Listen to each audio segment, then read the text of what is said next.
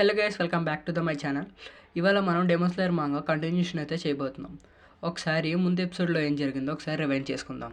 ముచ్చిరుని అయితే గోడకి తీసి అప్పర్ వన్ అయితే నుంచుంటాడు కదా, తనని ఒక డీమోన్ కింద మారిపోమని చెప్తాడు. ఇదంతా గెన్యా చాటుగా చూసి అప్పర్ మూన్ వన్ని అటాక్ చేద్దాం అనుకుంటాడు. కానీ అప్పర్ మూన్ వన్ గెన్యాని గమనించి 2 ముక్కల కింద అయితే కోసేస్తాడు. ఇంకా గెన్యాన్ని చంపేసే టైంకి మన విండషీరా సన్నమి వచ్చి అయితే కాపాడతాడు. అలా సన్నమే ఇంకా అప్పర్ వన్ ఫైట్లో చాలా పెద్ద యుద్ధం అయితే జరుగుతుంది. మనకి తెలియని ఒక బ్యాక్ స్టోరీ అయితే సన్నమి గురించి అయితే తెలుస్తుంది. ఆ తర్వాత అప్పర్ వన్ సన్నమిని ఆల్మోస్ట్ చంపబోతాడు ఈ లోపలకి. కానీ వెంటనే స్టోనషిరా గ్యోమై వచ్చి సేవ్ చేస్తాడు సన్నమిని. అక్కడితో ఎపిసోడ్ అయితే కంప్లీట్ అయిపోయింది. తర్వాత స్ట్రాంగెస్ట్ అప్పర్ మూన్ అయిన వర్సెస్ స్ట్రాంగెస్ట్ అషిరా. లైక్ అండ్ సబ్స్క్రైబ్ చేసేసుకొని ఉంచుకోండి. Chapter 169 earth రంబల్స్. ఎపిసోడ్ స్టార్టింగ్లో సనేమిని కాపాడిన గ్యోమై ఇలా అంటాడు, నీ దెబ్బలకి కట్లు వేసుకో అని.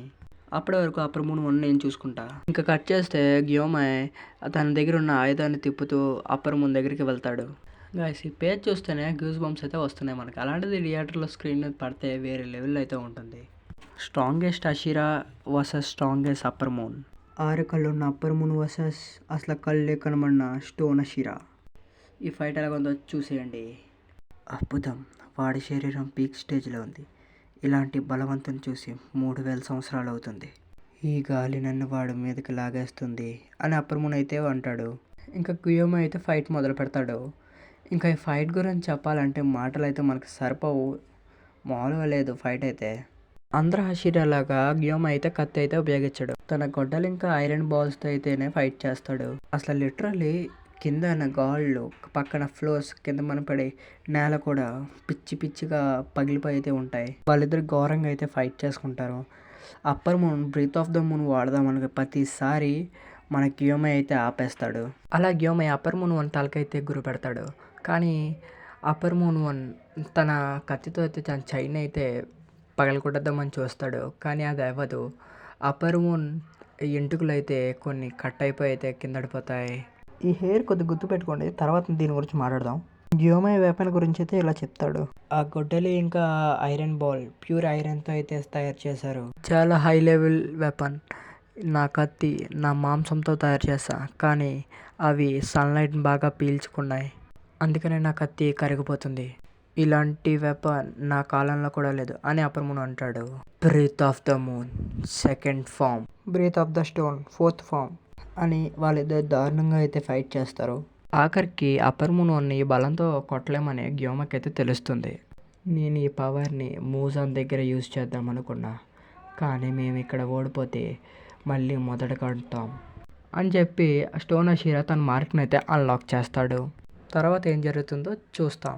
Chapter 169 trust fast pillars. Chapter స్టార్టింగ్లో ముచిరో తను విడిపించుకుంటాడు. ఇంకా తనకు అర్థమవుతుంది నేను ఫైట్ చేసే స్థితిలో లేనని. అట్లీస్ట్ అప్పర్ మూన్ చంపితే మిగతా వాళ్ళకి భారం తగ్గుతుందని అనుకుని పొట్టయితే వదలడు. తన దెబ్బలకైతే తను కట్లు అయితే కట్టుకుంటూ ఉంటాడు. ఇంకా ఫైట్ దగ్గరికి వెళ్తే గెన్యా అయితే నేల మీద పడే ఉంటాడు.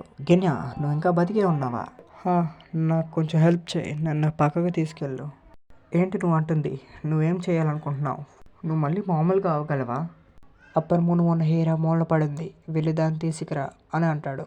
వాళ్ళ ఎంటికలు తీసుకొని ఏం చేశారనే దాని గురించి ఈ లోపలకి అయితే మనం అప్పర్ వన్ గ్యోమై ఫైట్కి అయితే వస్తాం.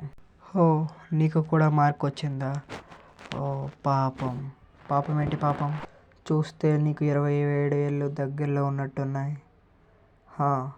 అయితే అయితే ఏంటి ఇప్పుడు?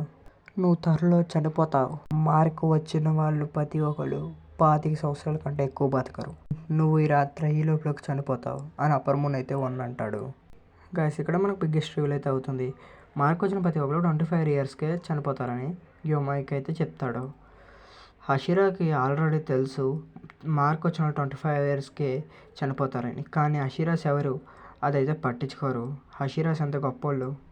అది చూసిన అప్పర్ వన్ అయితే ఇలా అంటాడు, డీమోన్స్ కింద మారచ్చు కదరా, ఎందుకు మీ స్కిల్స్ని మీరు వేస్ట్ చేసుకుంటున్నారు?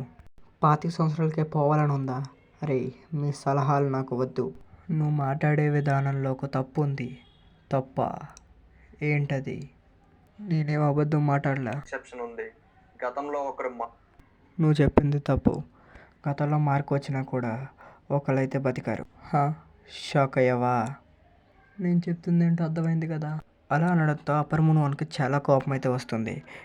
అప్పర్ మూన్కి కోపం ఎందుకు వచ్చిందో అనేది అయితే మనకి వచ్చే ఎపిసోడ్లో అయితే తెలుస్తుంది. ఇంకా అంతలోకి సనేమి తన బాడీకి అయితే కుట్లు వేసుకొని తను కూడా మార్క్ అయితే అన్లాక్ చేస్తాడు. సనేమి కూడా ఫైట్ చేయడానికి అయితే వెళ్తాడు. ఇద్దరు కలిపి మామూలుగా ఫైట్ చేయరు. ఇంకా వాళ్ళిద్దరు వర్సెస్ ఒక అప్పర్ మూన్. ఈ ఫైట్ ఎలాగ ఉంటుందో మీకు తెలుసుకోవాలని ఉంటే ఈ లోపలికి మన ఛానల్ సబ్స్క్రైబ్ చేసుకొని లైక్ అయితే కొట్టుకొని ఉంచుకోండి. ఇంకా చాప్టర్ మొదలు పెడదాం. Chapter 171 transformation. చాప్టర్ స్టార్టింగ్లో గెన్యా అయితే అప్పర్ మూన్ తలనైతే తింటూ ఉంటాడు. మనందరికీ తెలుసు డేమోస్ తింటే మన గెన్యా డేమోస్ లాగా పవర్స్ తెచ్చుకుంటాడని. ఎగ్జాక్ట్లీ ఇప్పుడు అది కూడా అదే చేయబోతాడు. అప్పర్ మూన్ హెయిర్ తినగానే వెంటనే అయితే హీల్ అయిపోతాడు. అప్పర్ మూన్ వన్ ఫైట్ మధ్యలో అయితే అప్పర్ మూన్ వన్ కత్తి అయితే పక్కన అయితే పడిపోతుంది. ఇంకా దాన్ని తింటే ఇంకేం పవర్స్ వస్తాయని గెన్యా అయితే అనుకుంటాడు. తన జుట్టు తింటే ఎంత పవర్ వచ్చింది, తన స్వాడ్ తింటే ఇంకెంత పవర్ వస్తుంది అనుకుంటాడు. ఈ లోపలికి గెన్యాకి అయితే ఒక వాయిసెస్ అయితే వినబడతాయి. అదెవరిదో కాదు, మూజాంది. కుకుషిబో, ఎంతమంది నా షీరాన్ని చంపావు, నా దగ్గరికి అప్పుడే ఎవరిని రానివ్వకు అని మూజాన్ అయితే అంటాడు. అది విన్న గెన్యా షాక్ అయిపోతాడు. ఇంకా కట్ చేస్తే ఫైట్కి అయితే వచ్చేస్తాం. కుకుషిబో వాళ్ళిద్దరిని చూసి డెమోస్ లేయర్లో వీళ్ళే నెంబర్ 1 నెంబర్ 2 అనడం తప్పే లేదు అని అంటాడు. ముఖ్యంగా గ్యోమైన్ చూసి ఇంకా పిచ్చెక్కిపోతాడు. అసలు కళ్ళు లేకపోయినా స్ట్రాంగెస్ట్ షీరా లాగా అలా ఎలా ఫైట్ చేస్తాడని ఆశ్చర్యపోతాడు. ఈ ఫైట్ని ఎలాగ తొందరగా పూర్తి చేయాలంటే సనేమి కత్తినైతే అప్పర్ మూన్ వన్ అయితే విత్ చేయాలని అనుకుంటాడు. ఎందుకంటే గ్యోమై వెపన్ చాలా స్ట్రాంగ్గా ఉంది కాబట్టి సనేమి కత్తిని వేరు చేస్తే సనేమి ఇంకా ఫైట్ చేయలేదని ప్లాన్ చేస్తాడు. ఇంతకు ముందులా కాకుండా సనేమి పవర్స్ అయితే ఇంకా మార్క్ వచ్చిన తర్వాత ఇంకా పవర్ఫుల్గా అయితే మారతాడు. ఇంకా అప్పర్ మూన్ వన్ ఇంకేం చేయలేకపోతాడు. ఇంకా వెంటనే అప్పర్ మూన్ వన్ తన తలకైతే గురువు పెడతాడు. కానీ మిస్ అయ్యి తన చెవు అయితే తెగిపోతుంది. వాళ్ళిద్దరూ కలిసి ఒక పెద్ద అటాక్ అయితే చేస్తారు. Breath of the wind 7th form, breath of the stone 1st form. ఇద్దరు ఒక పెద్ద అటాక్ అయితే చేస్తారు.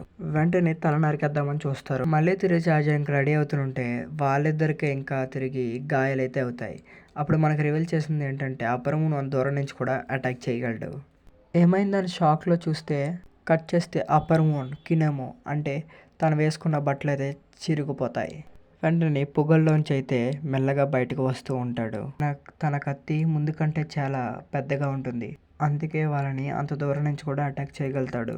లాస్ట్కి అప్పర్ మూన్ వన్ ఇలా అంటాడు, ఇప్పటి వరకు మీరు చేసింది నా డ్రెస్ చంపడం అంతే. మీరు మీ పిల్ల బచ్చా అటాక్స్ నన్నేమీ చేయలేవు. మీరిద్దరే మీ డెమోస్ లేయర్ కాపుకి బలవంతులు. మీరిద్దరిని చంపితే మిగతా వాళ్ళు ఈజీగా చంపేయచ్చు అని కుకుషిబో అయితే అంటాడు. గాయస్ అక్కడితో అయితే ఈ చాప్టర్ అయితే ఎండ్ అయిపోయింది. గాయస్ మీరు చూసారు కదా, ఇద్దరు హషిరాస్ తన మార్క్స్తో అటాక్ చేసిన మన అప్పర్ మూన్కి అయితే ఏం కాలేదు, ఇంకా సీరియస్ అయితే అయ్యాడు.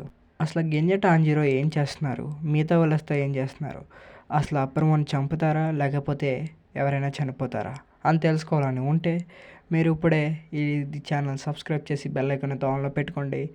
వచ్చి 1 వీక్లో కూడా నేను నెక్స్ట్ వీడియో అయితే అప్లోడ్ చేస్తాను. వీలైతే త్వరగానే అప్లోడ్ చేస్తాను. Please do subscribers guys.